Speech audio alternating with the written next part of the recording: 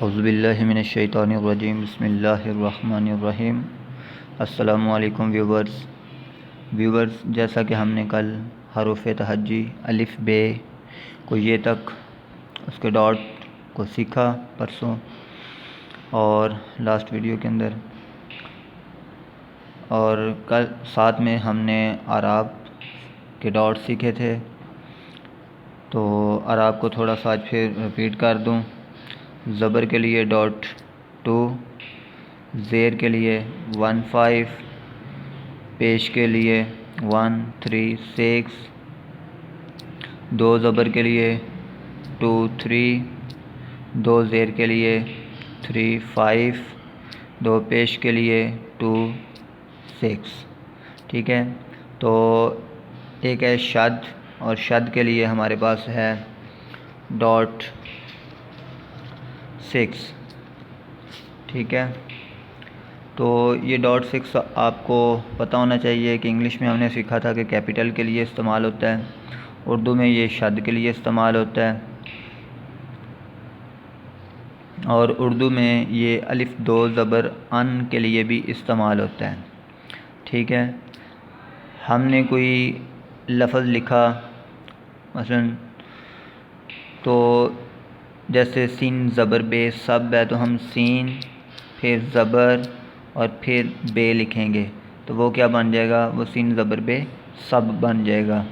इसी तरह हम ज़ेर की कोई मश्क करते हैं, तो उसमें काफ,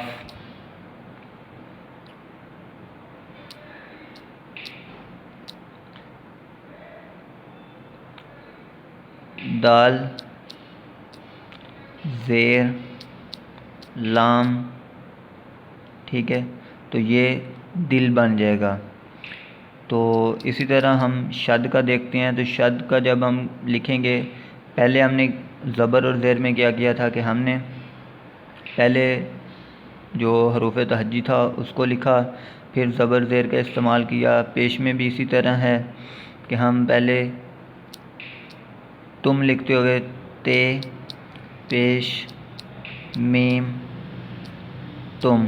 ठीक है, तो इस तरह से लिखेंगे। और शद के लिए थोड़ा सा असूल डिफरेंट है, वो इस तरह से है कि हमने मसलन बिल्ली लिखना है, तो बे शद, ठीक है, बे शद, और लाम फिर छोटी ए। तो छोटी ए के लिए हमने पढ़ा था कि 2 4 है, तो इस तरह से ये क्या बनेगा, ये लफ्ज़ बिल्ली बन जाएगा। और जो लफ्ज़ शद के साथ आता है उसको हम दोहरा के पढ़ते हैं, डबल का, जैसे बिल्ली। तो शद वाला लफ्ज़ जो है वो हम जिस लफ्ज़ के ऊपर शद होगा हम उस लफ्ज़ से पहले शद को लगाएंगे, और अगर उस शद वाले लफ्ज़ के ऊपर कोई अराब भी आ जाता है तो फिर वो अराब हम जो है ना वो हरूफ तहज्जी लिखने के बाद लिखेंगे। ठीक है, ये था हमारा पिछला लेसन। और इसके बाद जो आज का लेसन है वो है हमारा रमूज़ औक़ाफ़। रमूज़ औक़ाफ़ क्या चीज़ें हैं, ठीक है, ये पंचुएशंस हैं। तो इंग्लिश में हमने कॉमा पढ़ा था, डॉट 2, उर्दू में इसको सख्ता बोला जाता है। ठीक है, और ये डॉट 2 से रिप्रेजेंट किया जाता है। उसके बाद हमने सेमी कॉलन पढ़ा था, डॉट 2 3। तो डॉट 2 3 जो सेमी कॉलन है इंग्लिश में इसको कहते हैं, और उर्दू में इसको वक्फ़ा कहते हैं। कॉलन के लिए हमने पढ़ा था डॉट 2 5, और उर्दू में इसको राब्ता कहते हैं, और इसके लिए डॉट 2 5, ये कॉलन है। उसके बाद है एक्सप्लेनेशन साइन। एक्सप्लेनेशन साइन, या इसको हम कॉलन एंड डैश भी कहेंगे। तो कॉलन एंड डैश, कॉलन सबसे पहले, डॉट 2 5, उसके बाद डैश का हमने पढ़ा था कि हाइफन के लिए 3 6 एक दफ़ा यूज़ होता है, और डैश के लिए जो होगा वो 2 दफ़ा 3 6 यूज़ होगा। ठीक है, तो ये आपने देखा ऊपर किस तरह से उसकी अलामत शो की है। तो ये हमारा क्या होगा, एक्सप्लेनेशन साइन होगा, या हम इसको कॉलन एंड डैश बोल सकते हैं, और उर्दू के अंदर हम इसको तफसीलिया बोलते हैं। उसके बाद है फुल स्टॉप 2, 5, 6, और उर्दू में हम इसको ख़त्मा कहते हैं। ठीक है। इंटेरोगेशन साइन हमने पढ़ा था, ये 2, 3, 6। ठीक है। तो उर्दू में हम इसको सवालिया निशान या सवालिया कहते हैं। उसके बाद एक्सक्लेमेशन साइन, ठीक है, 2, 3, 5। तो ये एक्सक्लेमेशन साइन है। उर्दू में इसको तअज्जुब भी कहते हैं, हरूफ नदाइया भी कहते हैं, इस्तजाइया भी कहते हैं, इस्तफजाइया भी कहते हैं। ठीक है। तो आप इसको किसी कॉमन नाम से बुला सकते हैं जो सबके नज़दीक अंडरस्टैंडेबल हो। ठीक है। हरूफ नदाइया कह लें उर्दू में, या तअज्जुब कह लें, ये ज़्यादा इस्तेमाल होता है। और इस्तजाइया या फजाइया भी कह सकते हैं। तो इंग्लिश में एक्सक्लेमेशन साइन है। उसके बाद ब्रैकेट्स हैं। तो ये ब्रैकेट शुरू करने के लिए भी हम 2, 3, 5, 6, और ब्रैकेट बंद करने के लिए भी हम 2, 3, 5, 6 इस्तेमाल करेंगे। ठीक है। शुरू करने के लिए भी और ब्रैकेट बंद करने के लिए भी 2, 3, 5, 6 ही इस्तेमाल होगा। और उर्दू में हम ब्रैकेट्स को जो है ना कौसैन कहते हैं। उसके बाद इन्वर्टेड कॉमास हैं। तो इन्वर्टेड कॉमास जो हमने इंग्लिश में पढ़े हैं वही साइन यहाँ पे हैं, और उर्दू में हम इनको वावैन कहते हैं। वावैन, वावलिफ वा, वाओ ये नून, वावैन। ठीक है। 2, 3, 6 स्टार्ट के लिए। ठीक है। और 3, 5, 6 इन्वर्टेड कॉमा बंद के लिए इस्तेमाल होता है। उसके बाद हाइफन 3, 6, इसको उर्दू में या अरबी के लिए हम जंजीरा बोलेंगे, हाइफन जंजीरा। ठीक है। उसके बाद ख़त है। तो ख़त डैश है, तो डैश हमने ऊपर पढ़ लिया कि 2 दफ़ा 3, 6, 3, 6। स्क्वायर ब्रैकेट है। तो स्क्वायर ब्रैकेट को शुरू करने के लिए .6, फिर उसी तरह ब्रैकेट्स वाले साइन, और बंद करते वक्त हम क्या करेंगे .3, और वही ब्रैकेट वाले साइन।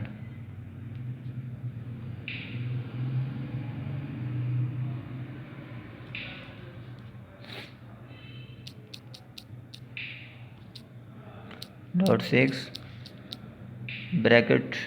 ठीक है। कोसैन, ये दाखिली कोसैन शुरू हो जाएगी। स्क्वायर ब्रैकेट को हम दाखिली कोसैन, ठीक है, कहते हैं। और बंद करते वक्त हम इसको .3, और ये इस तरह से।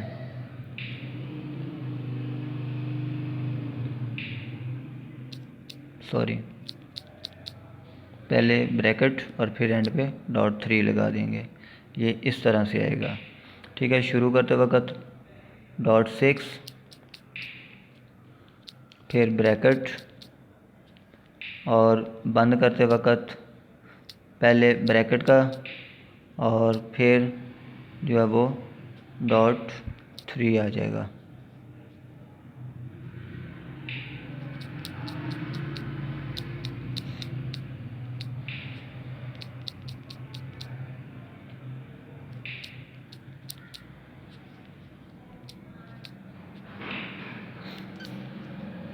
और इनर कोटेशंस हैं, ये भी इसी तरह सेम है कि हम पहले .6 लगाएंगे, फिर इन्वर्टेड कॉमा स्टार्ट, फिर इन्वर्टेड कॉमा बंद, और फिर .3। तो ये इस तरह से हो जाएगा।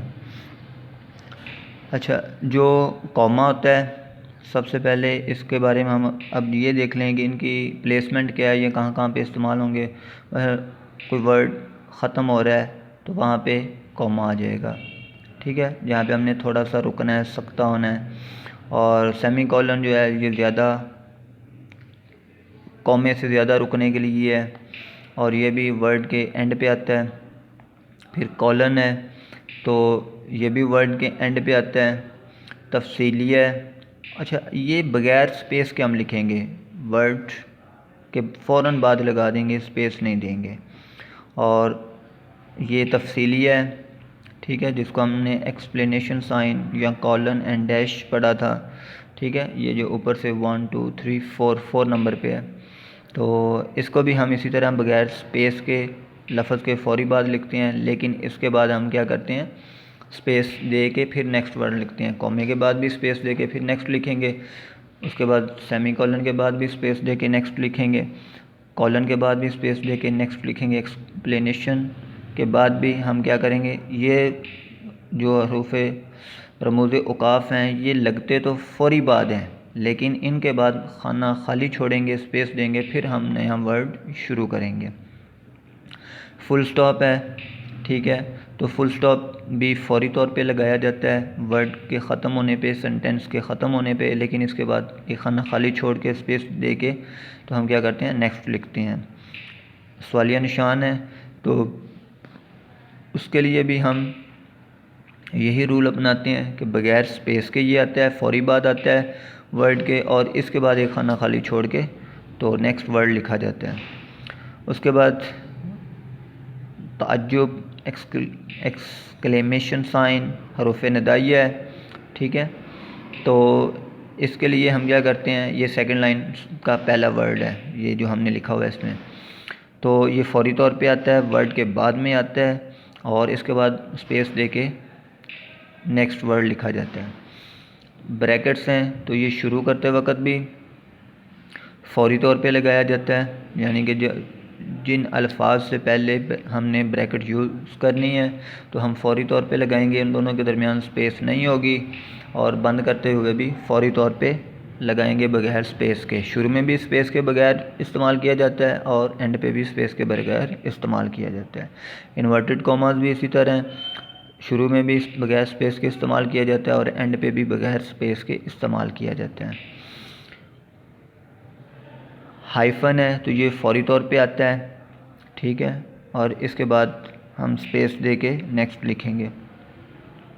और इसमें होता ये है कि बाज़ वक़्त हम लिख रहे होते हैं, हमारा लफ्ज़ पूरा नहीं आ रहा होता, और हमारा जो ब्रेल स्लेट है वहाँ पे इतने सेल्स खाली नहीं है कि हमारा पूरा वर्ड लिखा जाए, तो हम वहाँ पे लफ्ज़ को तोड़ने के लिए 3/6 का इस्तेमाल करते हैं और नेक्स्ट लाइन में जाके उस वर्ड को कंप्लीट कर देते हैं जहाँ से हमने तोड़ा था, उससे आगे लिख के। ख़त है, तो ख़त जो है वो फ़ौरी तौर पे लगाया जाता है, और इसके वेट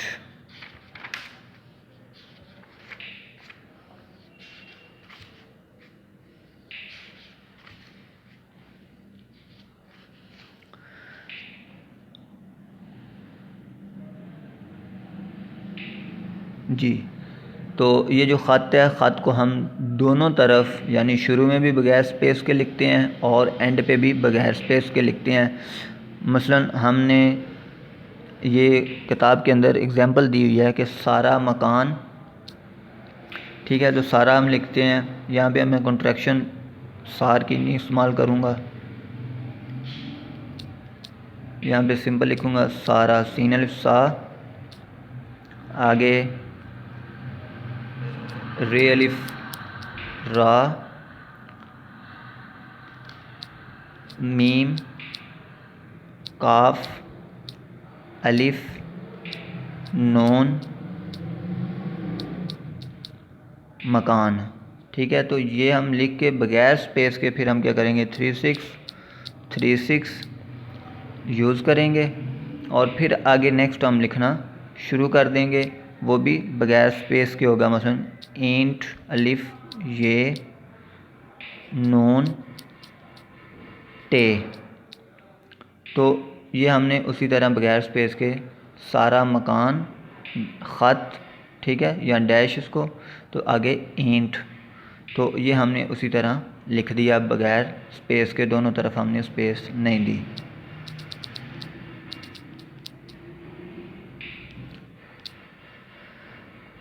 तो जो दाखिली कौसैन है ये इसी तरह इस्तेमाल होती हैं जैसे ब्रैकेट इस्तेमाल होती है, ठीक है, कौसैन इस्तेमाल होती हैं। लेकिन होता ये है कि हम एक ब्रैकेट लिख रहे होते हैं तो उस ब्रैकेट के अंदर ये ब्रैकेट आ जाती है, तो हम क्या करते हैं, हम ब्रेल में शो करने के लिए हम उस चीज़ को यूज़ करते हैं। मसलन हमने ये ब्रैकेट और इसके बाद हमने कोई लफ्ज़ लिखना शुरू कर दिया,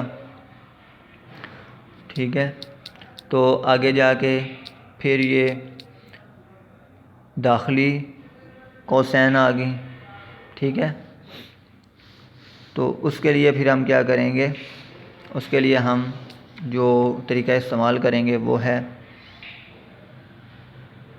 .6 ब्रैकेट, ठीक है। तो हमें पता चल जाएगा कि ब्रैकेट के अंदर ब्रैकेट आ गई है। फिर हम उसी तरह लिखना शुरू कर देंगे। तो जब आगे ब्रैकेट ख़त्म हो रही होगी तो हम वहाँ पे पहले क्या करेंगे, ये जो दाखिली ब्रैकेट शुरू की थी उसको ख़त्म करेंगे। फिर आगे हम अपना लिख के जो भी लिख रहे हैं तो उसके बाद फिर उसी तरह हम ब्रैकेट बंद कर देंगे। तो ये इस तरह से हमारा हो जाएगा कि ब्रैकेट के अंदर ब्रैकेट आ जाए तो पहले हम उसको शुरू करते हैं, फिर उसको बंद करते हैं, फिर इसी तरह जो ब्रैकेट पहले शुरू होती है उसको फिर बंद किया जाता है।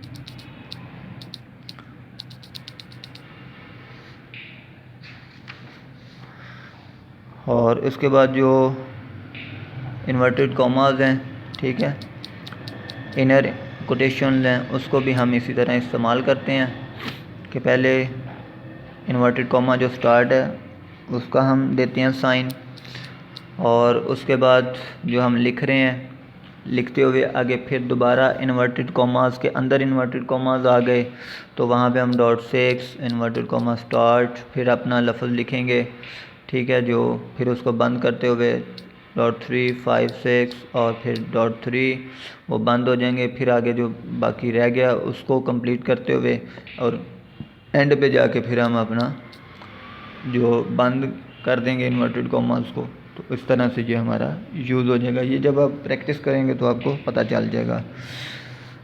कुछ चीज़ इसमें कन्फ्यूजन हो, समझ ना आई हो तो आप कमेंट करके और पूछ सकते हैं।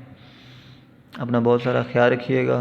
अस्सलामु अलैकुम, अल्लाह हाफिज़।